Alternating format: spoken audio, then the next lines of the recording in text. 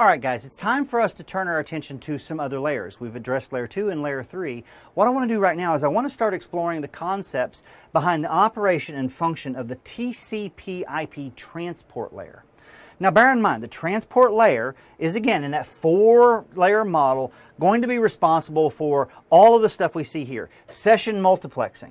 It's going to be responsible for identifying different applications, segmentation, when it's actually required in our infrastructure, flow control, and whether or not we're going to use connection-oriented communication methods. We're going to find that we're going to have TCP, Transmission Control Protocol, and UDP, User Datagram Protocol, that's going to be the sources of choice where UDP is not reliable. It's a best effort method.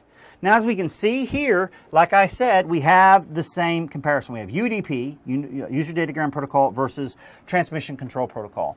Transmission Control Protocol is connection-oriented. It utilizes sequences, and it works with a wide variety of components, like email, file sharing, and downloading.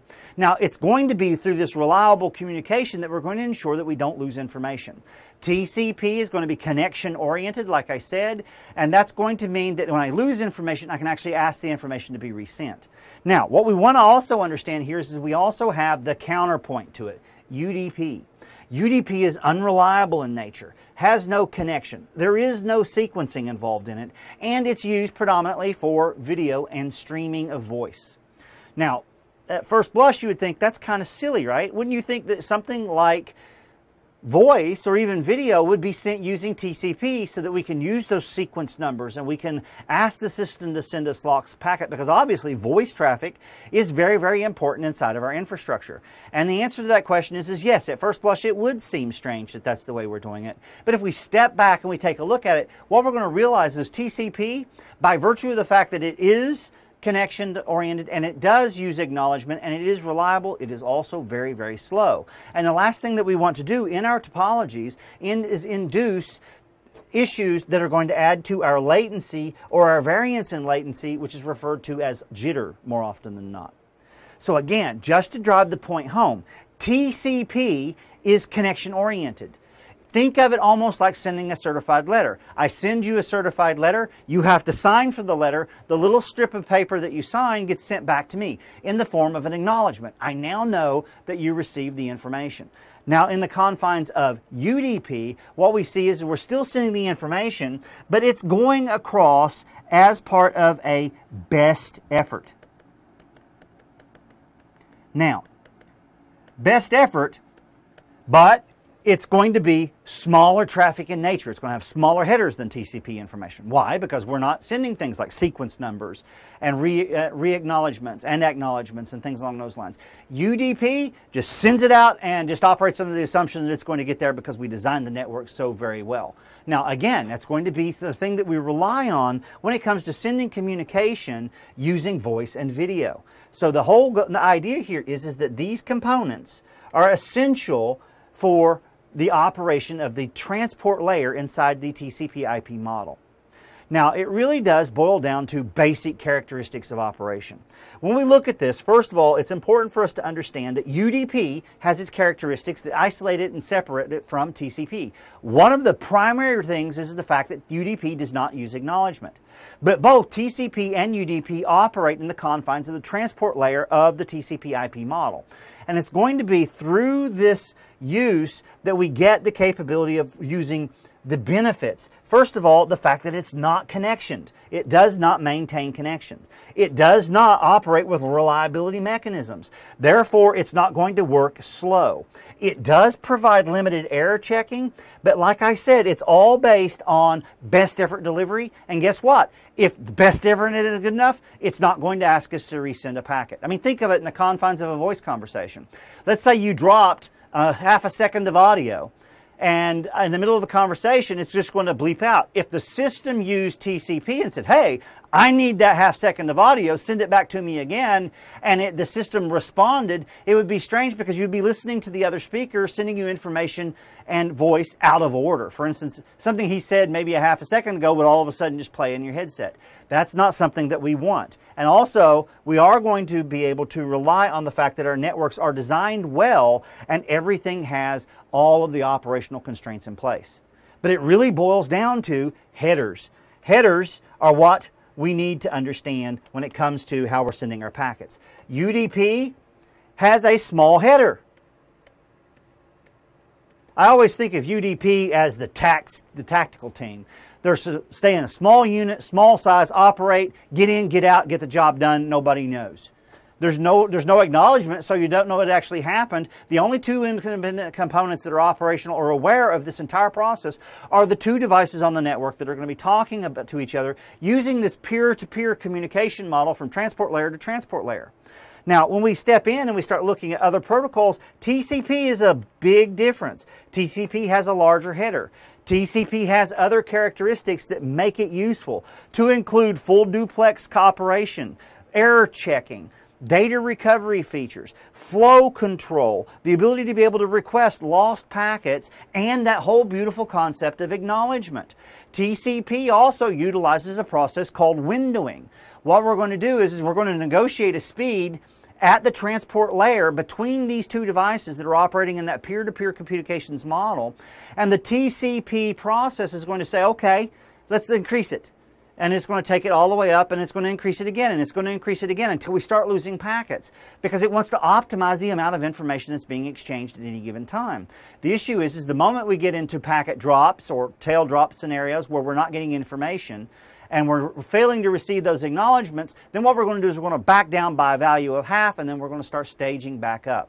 Now, this entire process can give us an issue, because with TCP, we have a situation in our network that can happen where if all of a sudden there's a lot of tail drop information and our TCP sessions start dropping at the same time, what ends up happening is they start coming back up at the same time, producing a concept called the idea of TCP global synchronization, which means all of our TCP communications methods are going down and starting back up and ramping and windowing all at the same time. Something that we definitely want to avoid. And later in our studies, we'll talk about processes like weighted random early detection and other tools that exist in the confines of quality of service that's going to mitigate this process and keep it from causing us issues.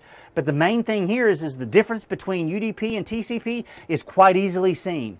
Ladies and gentlemen, boys and girls, look at the TCP header. By and large, substantially larger than the UDP, which is one of the reasons that we use UDP in the confines of sending our voice communications, because voice is going to be lots and lots and lots of small packets. They're going to be odd looking, they're going to have small payloads and big headers, but the main thing that we want to understand here is that using UDP keeps everything streamlined, keeps everything operational. And we're also going to, later on in our studies, find out that there are other methods that we use to modify the UDP, the User Datagram Protocol's behavior, when it comes to voice and video. But that's outside the scope of our conversation now. Just keep in mind, UDP has a small header, it's fast, and it's not acknowledgeable, therefore it's not reliable. TCP has a large header, has a large payload of information, is reliable, has lots of error correction mechanisms built into it, and the determination as to whether or not we use UDP or TCP is going to be made by the application, and the selection of either or based on need is going to be handled by the TCP IP transport layer in the infrastructure, in the reference model. So when we start looking at this, we need to recognize that there are a number of applications that employ different processes. TCP, UDP, the main things. And what we see here is an illustration of some of the services that we have running on a typical network, and which particular protocols they use, and what port numbers they're going to use in the confines of those protocols.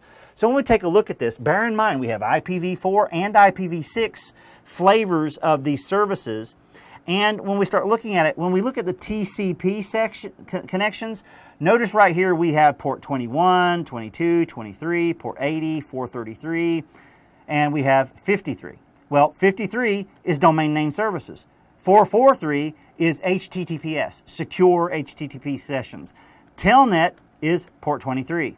Secure Shell is 22. File Transfer Protocol is 21. Now, when we start looking at the other side of the house, UDP also applies to DNS. So DNS operates both in TCP and UDP using the common port 53. Trivial File Transfer Protocol, at least initially, uses port 69. When it comes to SNMP, Simple Network Management Protocol, it uses port 161, and it also uses port 162. It's not on this illustration, but that's also one of the ones that we use. But when we start looking at this, I would highly recommend that a well-prepared student would have these particular port numbers memorized.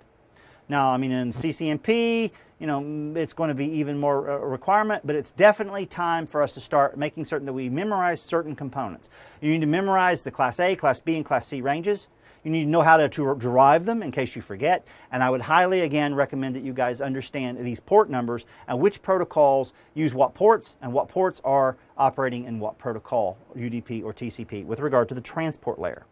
Now, keeping all of that in mind, we just keep driving through these particular concepts. And what we're going to do is we're going to find ourselves understanding exactly what's happening inside the confines of the transport layer. I mean, we've covered layer 2, the data link or the link layer or the media access layer, whatever term you want to look at it, whether you're using the OSI, the DoD, or this TCP IP model, which is actually an amalgam of DoD. And we've looked at layer 3, and now we've looked at the concepts behind the transport layer. So as you can see, we're moving up. Now, as CCNAs, even as CCNPs and CCIEs, we don't involve ourselves too much with the application layer. It's important for us to be able to understand it, but keep in mind, we're going to explore everything that we're talking about right now in terms of what we need to know to take and pass the CCNA exam. So with that being said, that's going to bring this particular lesson to a close. I'll see you guys in the next video. All right, bye-bye.